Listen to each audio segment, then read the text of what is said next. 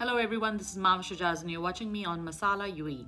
I'm here with the second episode of the Corona Update and we're bringing to you the latest news from UAE and around the world regarding coronavirus. Numbers, fake news and real tips as are given by the experts are presented in our daily roundup. What are the global conditions? Just yesterday, Italy, one of the countries that has been hardest hit by coronavirus, reported 793 deaths.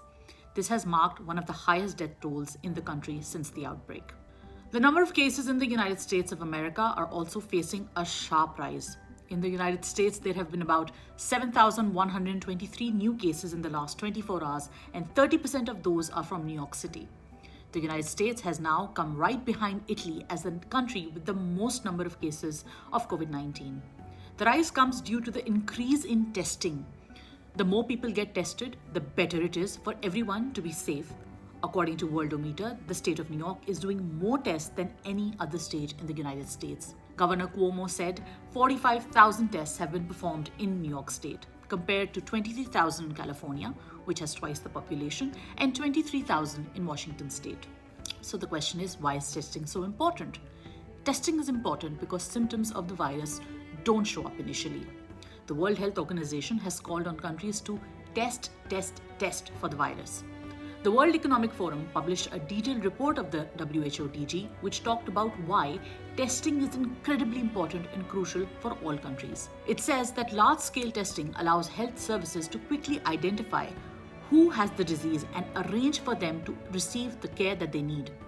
The World Economic Forum report also added that as we begin isolating known cases, it prevents them from coming into contact with others and slows the rate of transmission. More importantly, identifying and isolating those with the virus also helps in avoid a sudden spike in new patients. 13 new cases of COVID-19 were reported on Saturday, March 21, 2020 in the UAE, bringing the total number of cases to 153, according to the Emirates news agency WAM. All the new cases of the COVID-19 infected persons are in stable condition, said Dr. Farida Al-Hosani, the ministry's official spokesperson for the health sector.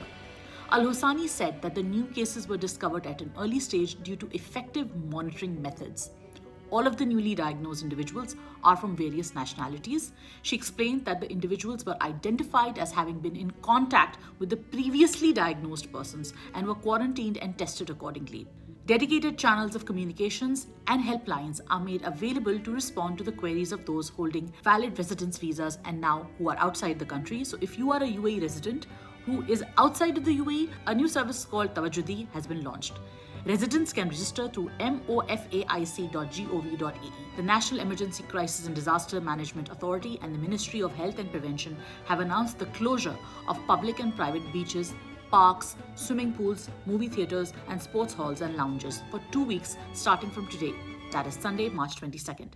Seating in restaurants and food and beverage outlets will be limited to 20% capacity as per social distancing guidelines to keep at least 2 meters, that is 6.5 feet, between people. The motorists in Dubai will be able to renew their vehicle registrations only through online channels from today, that is March 22. The RTA said that the owners are exempted from vehicle inspection, fine payment and traffic black points for the next 3 months. The UAE National Media Council has also decided to stop temporarily the distribution of all print newspapers, magazines and marketing material with effect from March 24, 2020. Coronavirus in India and Pakistan. A Twitter moment was created for Janta Curfew, which busted the myth that clapping does not cure the virus. Indian Prime Minister Narendra Modi had called for a Janta Curfew, which was encouraging people to stay at home between the hours of 7 a.m. and 9 p.m. on Sunday.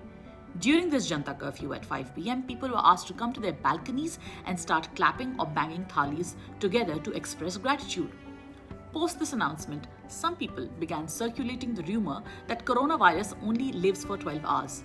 Some others suggested that clapping also kills the virus. Neither claim is true, as debunked by various professionals. Former Real Madrid president Lorenzo Sanz has died after contracting the virus.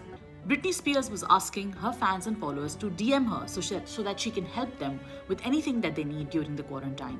In case you've missed this news, Karan Johar's Italy schedule for his upcoming film Takht has been cancelled. Singer Kanika Kapoor is currently hospitalized for COVID-19 and an Indian daily reported that the singer isn't too happy with her hospital conditions.